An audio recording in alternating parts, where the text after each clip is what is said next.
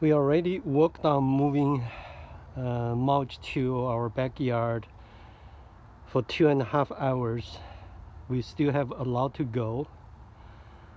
The mulch is very important for having good yield of organic vegetables and the fruits.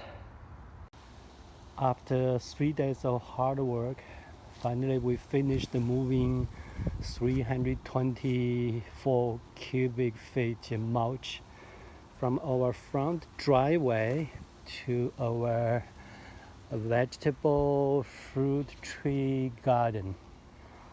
You can see we put a pretty thick layer of mulch here, and hope next year we have a productive year.